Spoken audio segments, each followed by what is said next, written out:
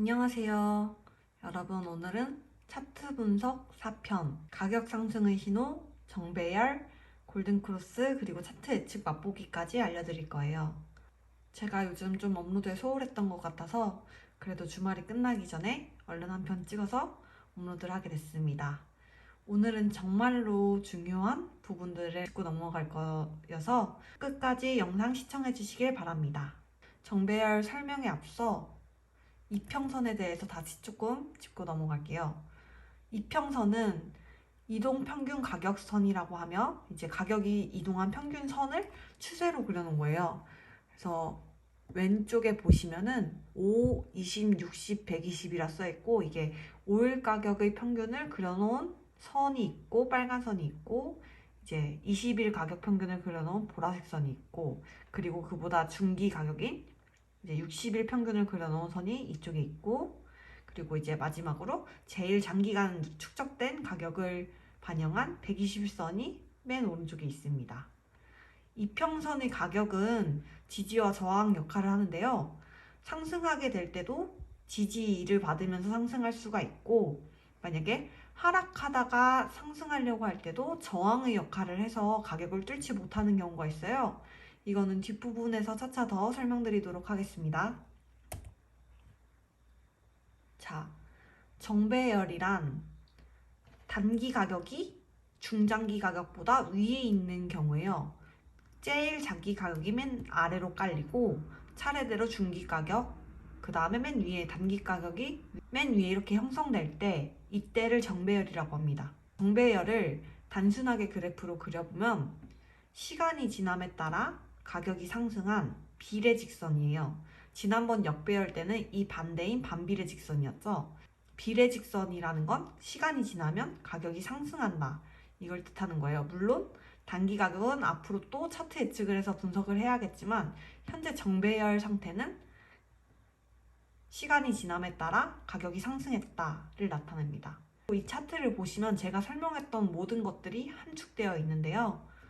제가 차트는 거래량이다 라고 말씀드렸었잖아요. 차트는 곧 거래량이고 상승 시에 거래량이 증가하면 더 큰 상승을 나타내고 상승 시에 만약에 거래량이 꺾인다 라고 하면은 이제는 상승이 힘이 약해졌다 라고 판단할 수 있는 지표가 됩니다. 거꾸로 그래프가 하락 시에 거래량이 증가한다 라고 하면은 더 큰 하락을 의미할 수 있으니 차트는 거래량임을 꼭 명심하셔야 합니다. 이 해당 차트에서도 거래량이 이 부근에 형성되어 있었는데 약 2배 정도 증가하면서 크게 상승하는 것을 볼 수 있습니다. 자, 해당 차트는 동국제약인데요. 동국제약 차트를 가지고 정배열을 설명드렸어요. 근데 차트보다는 제가 항상 말씀드리는 게 재무제표와 업종지수가 중요하다를 강조하고 있잖아요. 따라서 저는 종목을 고르기 전에 항상 재무제표를 먼저 살펴보고 해당 차트를 봅니다. 동국제약 재무제표를 한번 살펴볼게요. 15년도에 동국제약의 순이익이 200억이었는데 지금 현재 20년도에 700억으로 약 3배 정도 증가했죠. 그러니까 순이익이 증가함에 따라 자본 대비 순이익률인 ROE 지표도 15에서 18로 상승했습니다. ROE가 10 이상인 것 자체가 일단 엄청 큰 숫자이고요. 이 ROE가 증가함에 따라 한 주당 돈을 버는 금액인 EPS도 600원에서 1,500원이 됐습니다. 제가 재무제표 보는 방법에서 설명드린 공식이 하나 있는데요. EPS 곱하기 ROE가 곧 적정 주가다. 이 공식을 설명드렸어요. 그럼 이 재무제표를 보고 제가 판단할 수 있는 건 ROE와 EPS가 같이 쭉 올라가기 때문에 적정 주가 또한 우상향할 것이다. 이게 예측이 가능하고 왼편 차트에서 보시다시피 ROE와 EPS가 꾸준히 상승한 만큼 차트도 우상향을 그리고 있어요. 이래서 제가 말씀드리는 게 차트보다는 재무제표가 먼저 선행되어야 된다. 재무제표에서 종목을 먼저 고른 후에 차트 분석을 하시는 게 손해를 보지 않는 종목을 찾는 데 큰 도움이 될 수 있습니다. 일단은 재무제표에서 종목을 고르고 이제 차트는 매수와 매도 시점을 조금 파악하는 데 도움을 받을 수 있는 거예요. 그리고 질문 중에 적정 주가보다 가격이 비싸면 사면 안 되나요? 이런 질문이 있었어요. 적정 주가는 참고용이지 정답은 아니에요. 왜냐하면 적정 주가보다 현재 가격이 높은 경우는 거의 성장성이 반영되어 있다라고 생각하시면 돼요. 그 예로 카카오나 네이버는 적정 주가보다 훨씬 높은 금액으로 설정되어 있는데요. 이게 미래의 수익이 반영이 돼서 성장성으로 인해 적정 주가보다 현재 주가가 높은 겁니다. 왜냐하면 이 동국제약도 이 추세를 보시면 순이익이 약 5년간 3배가 증가했기 때문에 주가도 약 5년간 3배가 같이 증가한 거예요. 따라서 적정 주가는 참고용이고 성장하는 회사는 적정 주가보다 높을 수 있습니다. 이제 정배열 설명은 간단히 드렸는데 단기 가격이 중장기 이평선보다 위에 위치해 있을 경우 비례직선 모양을 띌 경우 정배열이라고 말씀드렸어요. 근데 이 정배열을 그리기 전에 상승의 전조징후가 있어요. 골든크로스입니다. 지난번에는 반대의 경우를 설명드렸었는데요. 역배열이 되기 전에 단기 가격이 중장기 가격을 뚫고 내려가는 경우, 그 경우는 데드크로스, 죽음의 십자가라고 말씀드렸어요. 잠깐 살펴보자면, 이 경우가 데드크로스였죠. 단기 가격이 중장기 가격을 뚫고 내려가서 결국에는 단기 가격이 맨 아래에 형성되는 경우, 각각의 데드크로스를 표시한 지점이 있고, 전 고점이 자꾸 낮아지면은 하락을 나타낸다. 이것을 설명드렸었는데요. 오늘은 그 반대의 경우, 단기 가격이 원래 아래에 위치했었는데 중기, 장기 가격을 차례대로 뚫고 가는 경우를 골든크로스라고 합니다. 골든크로스가 형성되고 나야지 나중에 정배열이 되는 거예요. 왜 그러냐? 원래는 이게 5일 가격, 20일, 60일, 120일 가격 차례대로 이렇게 있었던 지점이 이 지점이에요. 이 지점에서 이제 정배열이 되기 위해서는 한번 5일 가격이 20일 가격을 뚫고 골든크로스, 이 지점이 되겠죠? 이 지점이에요. 이 지점. 그리고 얘가 20일 가격을 뚫고 나면은 위치가 이렇게 될 거예요. 그 다음에 또 5일 가격이 60일 가격을 뚫게 되는 경우, 이 지점입니다. 이때는 20일 가격 또한 같이 뚫게 돼 있어요. 그러면은 이제 이런 식으로 배열을 이루고, 그리고 마지막으로는 이 5일 가격이 드디어 120일 가격을 뚫는 경우, 그러면은 이런 식으로 단기 가격이 맨 위에 위치하고 중장기 가격이 아래 차례대로 깔리는 경우, 이 차트를 보시면은 아직 정배열을 이루지 못했어요. 왜냐면은 이 120일 가격이 이렇게 돼 있기 때문에. 그런데 이제 5일 가격, 20일 가격, 60일 가격이 차례대로 오르기 시작하면 얘가 점점 완만해지다가 이제 이렇게 돼서 정배열을 이루게 됩니다.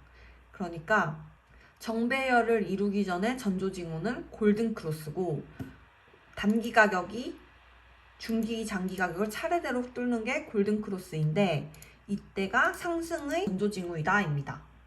그러니까 저희는 만약에 매수를 한다 치면은 이 지점, 그리고 이 지점에 매수를 해야 되겠죠. 이 가격이 중기, 장기 가격을 뚫을 때가 매수 시점, 매수 포인트인 거예요. 거꾸로 단기 가격이 중장기 가격을 차례대로 뚫을 때가 매도 포인트인 겁니다. 왜냐면 앞으로 더 떨어질 확률이 높기 때문에. 추가적으로 지난번에는 고점이 자꾸 낮아지면 하락의 징조라고 했어요. 그러니까 5만 원이던 게 4만 원, 4만 원이던 게 3만 원, 이렇게 되면은 자꾸 고점, 높은 가격이 하락을 하기 때문에 하락할 수 있는 가능성이 높다 했는데, 이제 거꾸로 이제 2만 원이던 게 2만 5천 원, 2만 5천 원이던 게 3만 원, 이렇게 저점이 계속해서 위로 올라가는 경우는 상승의 신호가 됩니다. 자, 그러면 이제 저희가 역배열과 정배열 둘 다 모두 배워봤는데요. 저항과 지지에 대해서 알아볼게요. 저항이란 단기 이평선이 중장기 이평선을 뚫지 못하는 경우예요. 이걸 천장에 부딪혔다고 하는데, 단기 가격이 이제 중기, 장기 가격을 뚫고 올라가야지 상승할 수가 있는데, 이 위에 중장기 가격이 형성되면서 단기 가격을 계속 뚫지 못하고 다시 아래로 내려가고, 뚫지 못하고 내려가고, 이게 저항이에요. 그러니까 저희가 예상할 수 있는 거는 이걸 뚫어야지 앞으로 추세 반전의 신호가 되는데, 뚫지 못하면 더 계속 내려갈 수 있다는 걸 알 수 있고, 하는 차트에서 매도 포인트는 단기 가격이 중장기 가격과 가까워졌을 때 파셔야 합니다. 그리고 거꾸로 지지의 경우를 알아볼 건데요. 지금 단기 가격이 맨 아래에 있고 그 위에 20일, 그 다음에 60일, 그 후에 120일 이렇게 있는데요. 5일 가격이 한번 보라색 20일 가격을 뚫고 또 한번 이제 내려가려고 뚫고 내려갈 뻔했으나 내려가지 않고 올라갔죠. 이게 바로 지지예요.